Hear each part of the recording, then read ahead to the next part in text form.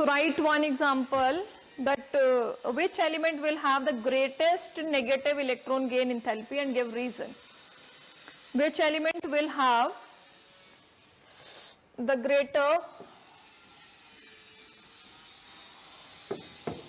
negative electron gain enthalpy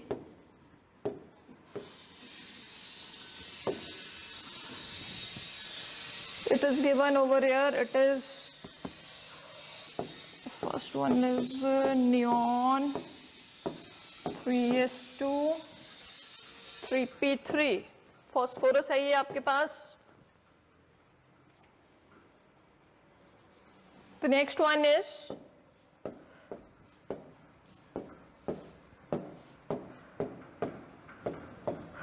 मैं आपने खुद करना है. ये बुक में दे रखा है, बुक से नहीं करना है, थोड़ा सा अपना दिमाग लगाना है.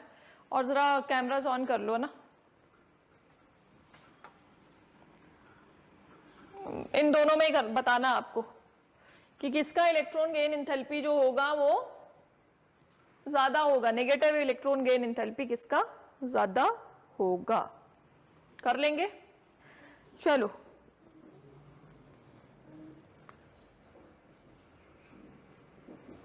the next one is electronegativity.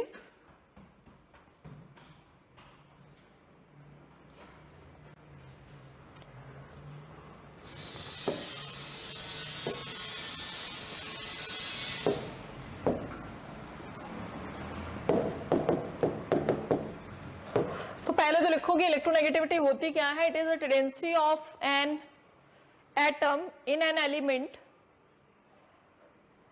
It is a tendency of an atom in an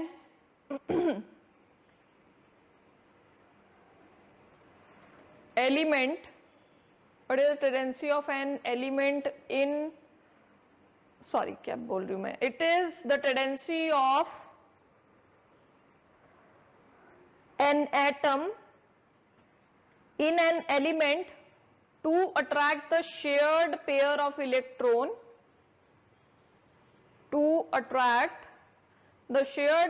electron towards itself in a covalent bond.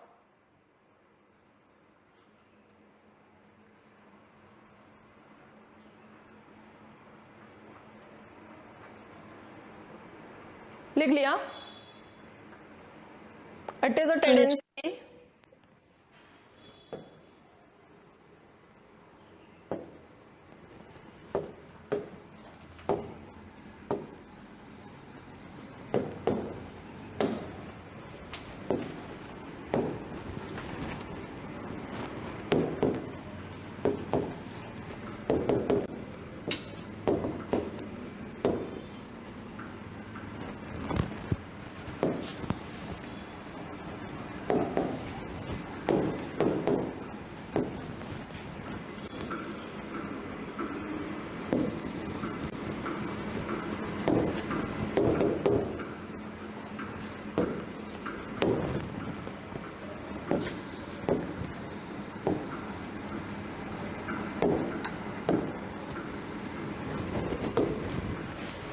समझ आया. कुछ समझ आया. कह रहा है कि भाई ये आपके पास जो इलेक्ट्रोनेगेटिविटी है ये किसी एटम की ऐसी टेंडेंसी है कि एटम ऐसा बिहेवियर शो करता है कि जो उसने एक कोवेलेंट बॉन्ड बनाने के लिए इलेक्ट्रॉन्स जो हैं वो शेयर किए हुए हैं उसको अपनी तरफ खींच के रखता है. ऐसा क्यों होता है वो देखेंगे अभी. ये लिख लिया. Yes ma'am. Yes ma'am. हर एक एटम क्या चाहता है कि उसके बैलेंस शेल में कितने इलेक्ट्रॉन्स आ जाएं? ऐसा चाहता है. ऐसा चाहता है एक एटम. हाँ ना में भी नहीं बोल सकते आप. मतलब कुछ भी नहीं बोलते हैं. पता कहाँ से बड़े न्यूट्रल से लोग हैं.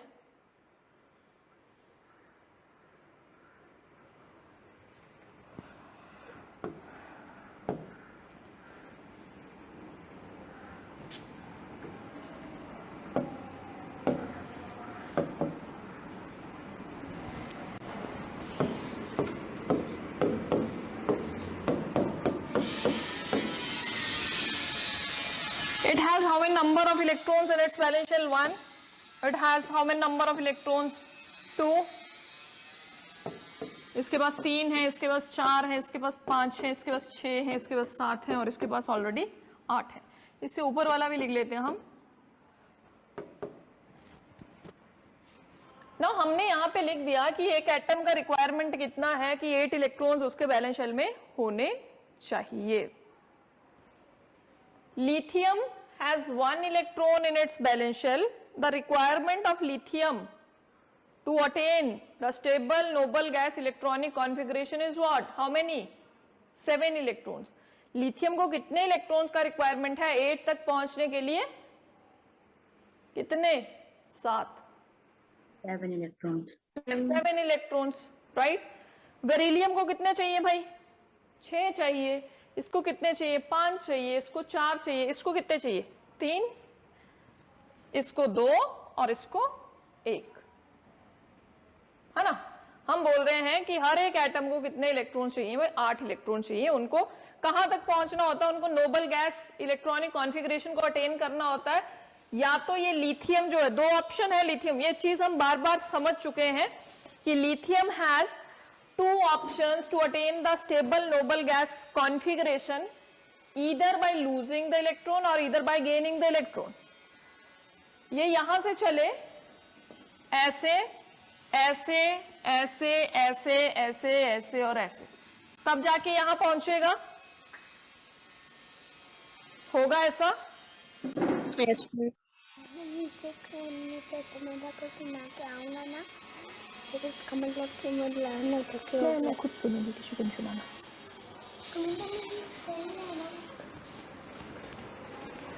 या फिर इसके पास एक ऑप्शन है कि पीछे मुड़े 1 स्टेप और यहां पहुंच जाए। 2 ऑप्शन है लिथियम के पास, या तो 7 इलेक्ट्रॉन गेन कर ले, पर किससे मांगने जाएगा? कौन देगा? बेचारा ऐसे ही वो है, कंगाल है, 1 इलेक्ट्रॉन है, 7 तो कोई नहीं देगा। समझ गए? जिसके पास 7 होंगे वो कहेगा मैं तो बहुत पावरफुल हूं, मैं क्यों आपको इलेक्ट्रॉन दूं। तो जो 7 वाला होगा ना, वो क्या है? अगर वो किसी के साथ बॉन्ड बनाता है ना, तो वो अपना एक वहां पे नेचर शो करता है, वो डोमिनेंट वहां पे एक बिहेवियर शो करता है कि भाई मेरे पास ज्यादा नंबर ऑफ इलेक्ट्रॉन्स थे, तो वो जो उन्होंने पेयर जो है वो शेयर किया होता है ना, उसको अपनी तरफ खींच के रखता है। क्यों? क्योंकि उसके पास 7 इलेक्ट्रॉन थे, 1 ही चाहिए था जो किसी ने उसको दिया होगा। उसको क्या बोलेगा? उसको डराएगा। वो उसको क्या करेगा? डराएगा और उस वाले पेयर को अपनी तरफ खींच के रखेगा। अदरवाइज जब एक कोवेलेंट बॉन्ड बनता है, हमने इस चीज के बारे में पहले भी डिस्कशन करी थी कि जब एक कोवेलेंट बॉन्ड बनता है तो क्या होता है? किया कभी डिस्कशन कोवेलेंट बॉन्ड कैसे बनता है? अगर नहीं किया तो आप पढ़ के आए वैसे कि how a covalent bond is form, how an ionic bond is form. पढ़ा हुआ है? 10th में पढ़ते हैं आप, 9th या 10th में पढ़ते हैं? बोलो, हमने तो करी नहीं, 9th 10th है ना। तो 2 ऑप्शन हम इसकी बात कर रहे हैं। इसके पास 2 ऑप्शन है, या तो ऐसे ऐसे करके वहां जाए, बहुत दूर जाना पड़ रहा है भाई, ये कह रहा है कि मैं पीछे मुड़ जाऊंगा 1 स्टेप, तो ये लूज करेगा इलेक्ट्रॉन, ये भी लूज करेगा, ये भी लूज करेगा, और ये अड़ जाता है, बोलता है कि 4 ही स्टेप मुझे आगे जाना है, 4 ही मुझे उधर जाना है। तो यहां से आपके पास जो बात आती है वो कोवेलेंसी की आती है कि यहाँ पे जो ये शेयर करेगा 4 इलेक्ट्रॉन किसी और के साथ शेयर कर लेगा। इसको हम किसी भी कैटेगरी में नहीं रख रहे हैं। बात आती है इसकी, इसके पास 5 है। अगर इलेक्ट्रॉन जो गेन करने वाली चीज है अगर वो कम हो तो हम उस एटम को कैसा मानेंगे? एक पावरफुल एटम मानेंगे कि 5 है, इसके पास ज्यादा है, और चाहिए कितने भाई? 3 चाहिए। तो दूसरे वाले से क्या करेगा? छीन के भी ला सकता है। क्या कर सकता है? छीन के भी इलेक्ट्रॉन को क्या कर सकता है? वो ला सकता है। 6 वाले के पास, इसके बैलेंस शेल में 6 इलेक्ट्रॉन कितने चाहिए इसको? 2 ओनली, तो जाएगा और किसी से भी क्या करके ले आएगा? छीन के ले आएगा। 7 वाला तो वैसे पावरफुल है, कहेगा मुझे सिर्फ 1 ही चाहिए, ऐसे थप्पड़ मारेगा किसी को और ले आएगा वहां से उठा के। समझ गए? तो ऐसा नेचर कैसा है? Electronegative nature. कैसा नेचर है? इलेक्ट्रोनेगेटिव नेचर, जहां पे एक एटम जो है वो इसलिए पावरफुल है कि उसके बैलेंस शेल में इलेक्ट्रॉन्स जो हैं वो ज्यादा हैं, किससे? जितने उसने गेन करने हैं, या जितने उसने क्या करने हैं? शेयर करने हैं। फॉर एग्जाम्पल जैसे नाइट्रोजन की बात करें या ऑक्सीजन या फ्लोरीन, ये तीनों के तीनों एटम यहाँ पे दे आर इलेक्ट्रोनेगेटिव, इनको इलेक्ट्रोनेगेटिव एलिमेंट्स बोला जाता है। और ये सबसे ज्यादा electronegative because it's requirement is of only 1 electron, इसकी 2 की, इसकी 3 की है। तो ये सबसे ज्यादा इलेक्ट्रोनेगेटिव पढ़ते हैं आप, पढ़ा हुआ है कहीं पे, मुझे नहीं पता कहाँ पढ़ा है, पर मतलब कहीं तो पढ़ा हुआ है आपने कि fluorine is the most electronegative element of the periodic table. Fluorine सबसे ज्यादा इलेक्ट्रोनेगेटिविटी शो करता है। क्यों? साइज छोटा है, वैलेंस शेल में नंबर ऑफ इलेक्ट्रॉन्स बहुत ज्यादा हैं, बहुत ज्यादा होने की वजह से जो उसका शेयरिंग वाला कैपेसिटी है या अपनी तरफ इलेक्ट्रॉन्स अट्रैक्ट करने वाला कैपेसिटी है, टेंडेंसी है, वो क्या है, बहुत ज्यादा है। एक एग्जांपल कर लेते हैं, फिर देखते हैं कि ऐसा क्यों हो रहा है। आपने इन तीनों के एग्जांपल कर लेते हैं हम।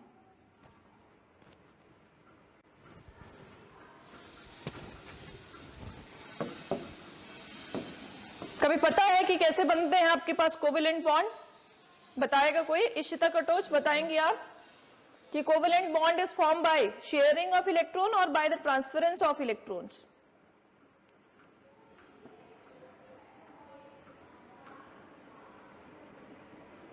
पढ़ा हुआ है बेटा? ऐसा तो नहीं है कि नहीं पढ़ा हुआ है आपने ये चीज। देखो कोवेलेंट बॉन्ड कैसे बनता है। हम क्या करते हैं कि ये जो आपके पास एटम्स होते हैं ना, इनके ऊपर डॉट्स लगाते हैं। क्या ये डॉट्स क्या शो करते हैं? ये डॉट्स शो करते हैं हमें कि हमें number of electrons in their valence shell. आपके पास हाइड्रोजन के पास 1 इलेक्ट्रॉन है बैलेंस शेल में और फ्लोरीन के पास कितने हैं? 7। ये लुईस डॉट स्ट्रक्चर है। दिस इज व्हाट अंशजग्गी, लुईस डॉट स्ट्रक्चर। लुईस ने एक रिप्रेजेंटेशन के लिए एक स्ट्रक्चर, मतलब एटम को रिप्रेजेंट करने के लिए कि उसके बैलेंस शेल में कितने इलेक्ट्रॉन्स हैं, उनको डॉट से उसने क्या करा था, रिप्रेजेंट किया था। और उसके बाद उसने बोला था कि how they share the electron among themselves. तो इस तरह से ये जो डॉट है ना, ये क्या शो करते हैं कि उनके बैलेंस शेल में कितने कितने इलेक्ट्रॉन्स हैं। अगर मैं फ्लोरीन की बात करूं तो फ्लोरीन के पास वैसे 9 इलेक्ट्रॉन्स हैं, बट बैलेंस शेल में how many number of electron? 7। तो यहां शो कर दिया 1 2 3 4 5 6 7। ठीक है, जब ये बॉन्ड बनाते हैं ना, 2 एटम जब शेयरिंग से क्या करते हैं, अपने बॉन्ड को बनाते हैं। जब वो बराबर नंबर ऑफ इलेक्ट्रॉन्स को क्या करते हैं, शेयर करते हैं कि भाई उस वाले ने भी 1 दिया और इस वाले ने भी 1 दिया। ठीक है, कोवेलेंट बॉन्ड देखिए कैसे बनता है। हाइड्रोजन का जो रिक्वायरमेंट है ना बैलेंस शेल इलेक्ट्रॉन का, वो 2 इलेक्ट्रॉन का रिक्वायरमेंट है। It will not follow octet rule, 8 electron वाले रूल को फॉलो नहीं करता हाइड्रोजन और हीलियम। ठीक है, बाकी जितने भी एलिमेंट्स हैं, जितने भी एटम्स हैं, वो ऑक्टेट रूल को फॉलो करते हैं। तो यहाँ पे देखो, इसको चाहिए भाई 1 इलेक्ट्रॉन और इसको भी चाहिए 1 electron to complete its octet. तो इस तरह से क्या हो जाता है, ये आपस में बात करते हैं। ये बोलता है कि आपको भी 1 ही चाहिए और मुझे भी 1 ही चाहिए, चलो भाई शेयर कर लेते हैं। अच्छा भाई, फ्लोरीन शेयर तो कर लेता है, बाद में वो अपना जो उसका एक्चुअल नेचर होता है उसको दिखाना शुरू करता है। जब 2 एटम्स के बीच में ना इलेक्ट्रॉन शेयर किए जाते हैं, एक बॉन्ड बनता है, तो वो जो आपके पास ये पेयर होता है ना, जैसे मान लो ये बॉन्ड लेंथ है, सपोज करो इट इज 10 पिकोमीटर। सपोज करा मैंने कि भाई इन दोनों के बीच में जो बॉन्ड लेंथ थी वो कितनी थी, 10 पिकोमीटर थी। तो ये जो शेयर्ड पेयर है एग्जैक्टली कहां पे होना चाहिए, 5 पिकोमीटर पे होना चाहिए, एग्जैक्टली बीच में होता है। समझ गए? समझ गए? Yes, पर यहाँ एग्जैक्टली बीच में ना होने की बजाय पता कहां पे होता है, वो इस तरफ चला गया होता है, फ्लोरीन वाली तरफ। फ्लोरीन ने उसको अपनी तरफ खींच लिया होता है। अदरवाइज रूल तो ये कहता है कि जब 2 एटम मतलब बराबर नंबर ऑफ इलेक्ट्रॉन्स को शेयर करते हैं, तो एग्जैक्टली उनका जो इलेक्ट्रॉन पेयर होना चाहिए, that is exactly in between. But due to its nature, अब इसने बोला कि भाई मेरे पास तो 7 इलेक्ट्रॉन है, इसको डराता है और इस इलेक्ट्रॉन पेयर को अपनी तरफ खींच के ले जाता है। यही वाली टेंडेंसी जो है वो क्या कहलाती है, that is electronegative nature of an element. This is electronegativity. Clear है? It not been at 5 picometre, ये कहां चला गया है, फ्लोरीन की तरफ चला गया है। और ऐसा हो जाता है आपके पास कि ये शेयर्ड पेयर जो है वो आपको कहां दिखता है, फ्लोरीन के ऊपर दिखता है। क्लियर? ऐसा होने से जब ये इलेक्ट्रॉन क्लाउड 5 पिकोमीटर पे ना होके इधर उधर चला गया है, तो जिस तरफ ये शिफ्ट हुआ है वहां पे इलेक्ट्रॉन डेंसिटी जो है वो बढ़ जाती है। इलेक्ट्रॉन डेंसिटी बढ़ने से जो चार्ज जैसा आपके पास आता है, जैसे आपने देखा ना कि इलेक्ट्रॉन अगर कोई किसी के पास ज्यादा इलेक्ट्रॉन्स हो जाएं तो उसके ऊपर कैसा चार्ज आएगा, नेगेटिव। जहां से इलेक्ट्रॉन जाते हैं उसके ऊपर कैसा चार्ज आता है, पॉजिटिव। तो यहाँ पे क्या होता है ना, ये बॉन्ड तो बना हुआ है इनके बीच में, बट ये इलेक्ट्रॉन क्लाउड जो है it is concentrated on fluorine due to its electronegative nature, so it acquired some negative charge. It is known as partial negative. Delta क्या बोलते हैं हम, पार्शियल। जब आप मैथ्स वैथ्स पढ़ते हैं ना, डिफरेंशिएशन वगैरह, वहां पे एक पार्शियल डिफरेंशिएशन भी आती है जिसमें इस वाले सिंबल को यूज करते हैं। तो this represent partial negative charge, और यहां से इलेक्ट्रॉन क्लाउड शिफ्ट हो गया है तो इस पे कैसा चार्ज, पार्शियल पॉजिटिव चार्ज। अगर ये बिल्कुल ऐसे बीच में होता ना 5 पिकोमीटर पे, तो ना इस पे कोई चार्ज होता ना इस पे कोई चार्ज होता, समझ गए। और ऐसे मॉलिक्यूल्स जिनके ऊपर चार्ज सेपरेशन हो जाए, किस वजह से, इलेक्ट्रोनेगेटिविटी डिफरेंस की वजह से।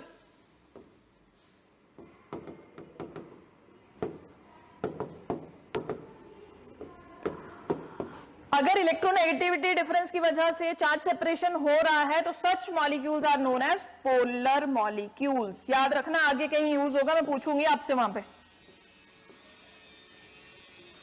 पोलर मॉलिक्यूल्स, पोल सुना है आपने, फिजिक्स में सुनते हैं ना, पोल्स होते हैं। जैसे मैग्नेट की अगर हम बात करें तो मैग्नेट्स में भी क्या होते हैं, पोल्स होते हैं ना, positive south and north pole है ना, नॉर्थ एंड साउथ होते हैं ना। उसी तरह से हमारे पास जब एक मॉलिक्यूल है, अगर उसमें पोल्स का जनरेशन हो जाए, एक पॉजिटिव एंड बन जाए, एक नेगेटिव बन जाए, तो हम क्या बोलते हैं उन मॉलिक्यूल्स को, पोलर मॉलिक्यूल। और ये कब बनते हैं, जब आपके पास जो ज्वाइनिंग एटम्स है ना उनमें इलेक्ट्रोनेगेटिविटी का डिफरेंस हो। फ्लोरीन हाईली इलेक्ट्रोनेगेटिव है, hydrogen is electropositive in nature, बहुत कम उसकी इलेक्ट्रोनेगेटिविटी है। इलेक्ट्रोनेगेटिविटी का मतलब क्या, attract the share pair of electron towards itself, अपनी तरफ खींचना। समझ गए, is it clear? Yes, sir. अब मैं वाटर की बात करूं तो देखो ना, जैसे जैसे हम मूव कर रहे हैं along a period, when we move along a period, what happen, the number of valence shell electrons increases and their tendency to attract the shear pair of electron towards itself becomes more. So when we move along a period, the electronegativity increases. Electronegativity क्या हो रही है, increase हो रही है। जो attract करने वाली पावर है वो क्या हो रही है, इंक्रीज हो रही है ना। Yes, sir. Is it clear? And when we move down the group, electronegativity decreases. Size बढ़ता जाता है ना, साइज बढ़ता जाता है और अट्रैक्ट करने वाली पावर जो है वो कम होती जाती है। जितना इलेक्ट्रॉन डेंसिटी एक न्यूक्लियस के अराउंड छोटे से एलिमेंट में होगी, छोटे से एटम में होगी, उतनी बड़े वाले एटम में नहीं होगी, वो उसको स्ट्रांगली नहीं खींच पाएगा। क्लियर है? तो फ्लोरीन की सबसे ज्यादा होती है इलेक्ट्रोनेगेटिविटी, फिर ऑक्सीजन, फिर नाइट्रोजन, और इस तरफ को आपके पास फ्लोरीन के नीचे जैसे क्लोरीन है, आयोडीन है, सॉरी ब्रोमीन है, देन आयोडीन है, इनकी इलेक्ट्रोनेगेटिविटी फ्लोरीन से कम। क्लियर? तो सबसे ज्यादा इलेक्ट्रोनेगेटिविटी है फ्लोरीन की, अराउंड 4। इसका कोई यूनिट नहीं होता है, डोंट हैव एनी यूनिट। जबकि जो हमने पीछे पढ़े ना, 3 जो ट्रेंड्स पढ़े, एक एटॉमिक रेडियस था, उसके भी यूनिट्स होते हैं, चाहे वो पिकोमीटर में हो, चाहे वो नैनोमीटर में हो, चाहे वो फर्मी हो या कुछ भी हो, उनके यूनिट्स होंगे आपके पास। उसके बाद आयनाइजेशन एनर्जी की बात हमने की, तो आयनाइजेशन एनर्जी के भी यूनिट होते हैं किलोजूल पर मोल। उससे अगला वाला था इलेक्ट्रॉन गेन एंथैल्पी, उसके भी यूनिट्स होते हैं, वही एनर्जी है वो भी, तो it is also kilojoule per mole. But electronegativity is a unitless quantity. क्या है ये, यूनिटलेस है। क्लियर है?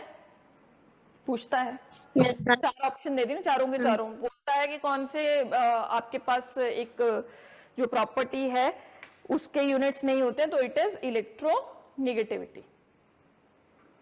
क्लियर है? देख लेते हैं भाई, इनके ट्रेंड्स देख लेते हैं। ट्रेंड्स वैसे बता ही दी आपको, बट जो फैक्टर्स हैं वो कौन कौन से फैक्टर्स हैं, आपने ये लिख लिया कि फ्लोरीन का जो इलेक्ट्रोनेगेटिविटी है इट इज अराउंड 4, ऑक्सीजन का 3.5 है और नाइट्रोजन का 3 है। Electronegativity of fluorine is 4, oxygen is 3.5 and nitrogen is 3।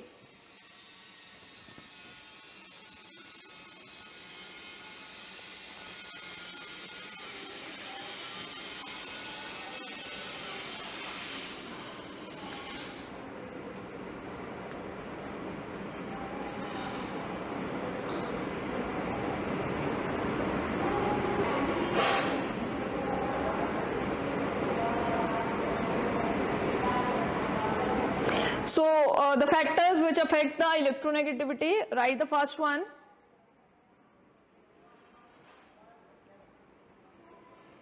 Second वाले को डिस्कस करना is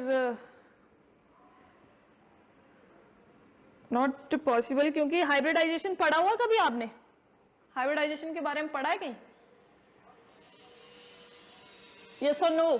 जल्दी बोलो भाई, कहीं सुना है शब्द हाइब्रिडाइजेशन?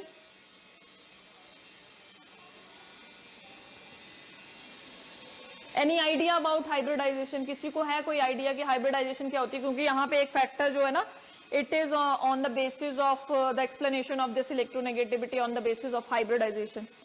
किसी ने कभी सुना हाइब्रिडाइजेशन? बोलो भाई। आपके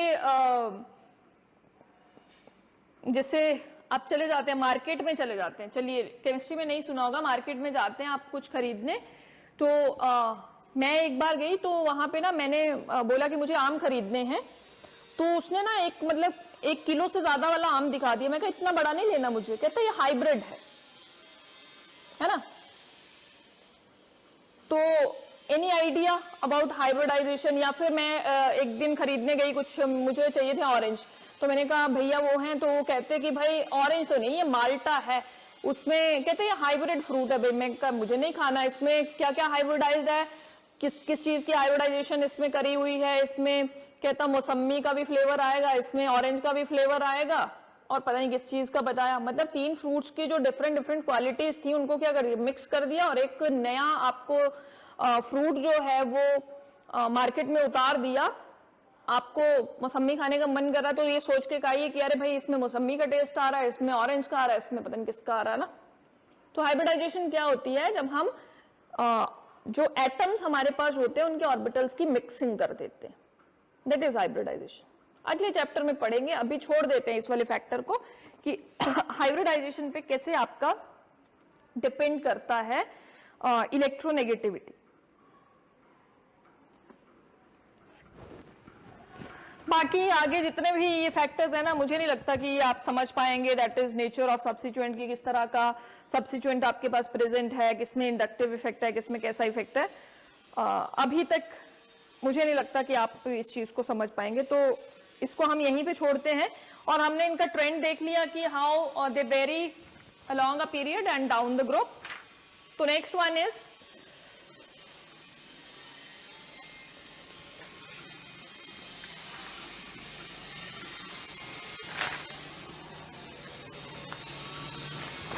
now come to the next topic. It is periodic trends and chemical properties. Over here we will discuss about the diagonal relationship. कि हमारे पास डायगोनल रिलेशनशिप क्या है. डायगोनल रिलेशनशिप बेसिकली हमारे पास जो सेकेंड ग्रुप के एलिमेंट हैं उनका रिलेशनशिप होता है थर्ड ग्रुप के एलिमेंट के साथ जो डायगोनली प्रेजेंट होते हैं. उनकी प्रॉपर्टीज जो हैं वो क्या करती हैं, आपस में मिलती हैं. The elements of the second period diagonally related with the elements of third period. Let's see, देख लेते हैं क्या बोलना चाह रहा है ये. हमारे पास ये फर्स्ट पीरियड